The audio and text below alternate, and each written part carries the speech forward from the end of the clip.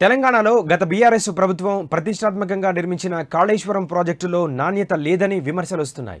Medigadda project పిల్లర్లు కుంగిపోవడం project భవితవ్యాన్ని ప్రశ్నార్థకం చేసింది.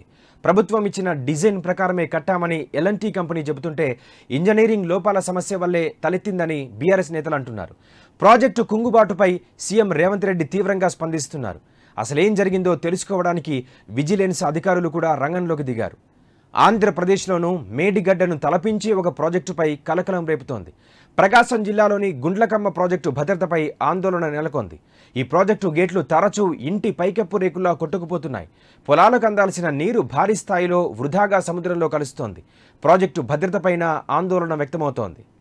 తెలంగాణ ఎన్నికలు, నాగార్జున సాగర్పై ఏపీ పోలీసుల హల్చల్, మేడిగడ్డ ప్రాజెక్టు కుంగుబాటు ఉదంతాల మధ్య మీడియా, రాజకీయ నేతలు గుండ్లకమ్మను పట్టించుకోలేదు.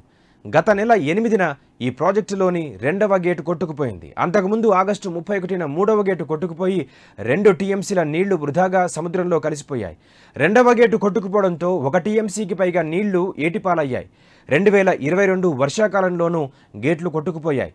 మరికొన్ని గేట్లు తుప్పుపట్టడంతో ప్రాజెక్టు నిండితే కొట్టుకుపోయే పరిస్థితి నెలకొంది. 175 ఏళ్ల క్రిందట నిర్మించిన ధవళేశ్వరం ప్రాజెక్టు గేట్లు నిత్యం నీటిలో నానుతున్నా చెక్కు చెదరలేదు. ప్రకాశం బ్యారేజ్ గేట్లు కూడా అంతే బలంగా ఉన్నాయి. అలాంటిది కట్టి 15 ఏళ్లు కాకముందే గుండ్లకమ్మ దెబ్బతింటోంది. 2002లో కొట్టుకుపోయిన 3వ గేటుకు మరమ్మతులు ఇంకా పూర్తి కాకపోవడం నిర్లక్ష్యానికి అద్దం పడుతోంది. 15 ఏళ్ల క్రిందట 2008లో వైఎస్ రాజశేఖర రెడ్డి హయాంలో గుండ్లకమ్మ ప్రాజెక్టు పూర్తయింది. ప్రాజెక్టు కింద కుడి, ఎడమ కాలువల పరిధిలో 80,000 ఎకరాల ఆయకట్టుంది. రిజర్వాయర్లో చేపల వేటతో 2,000 మంది మత్స్యకారులు జీవనోపాధి పొందుతున్నారు.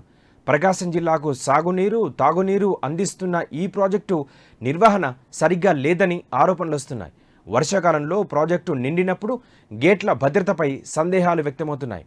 మద్దిపాడు మండలం మల్లవరం సమీపంలో నిర్మించిన ఈ ప్రాజెక్టు 2004 ఎన్నికలకు ముందు నాటి సీఎం చంద్రబాబు నాయుడు శంకుస్థాపన చేశారు. మొత్తం 15 గేట్లు ఉన్న గుండ్లకమ్మ ప్రాజెక్టు సామర్థ్యం 3.8 టీఎంసీలు. గేట్ల నాణ్యత సరిగ్గా లేకపోవడంతో కొట్టుకుపోతున్నట్లు ఇంజనీరింగ్ నిపుణులు చెబుతున్నారు.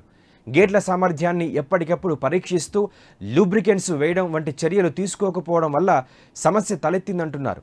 సిబ్బంది కొరత, నిధుల కొరత వల్ల ఈ పనులను నీళ్లకు వదిలేశారు.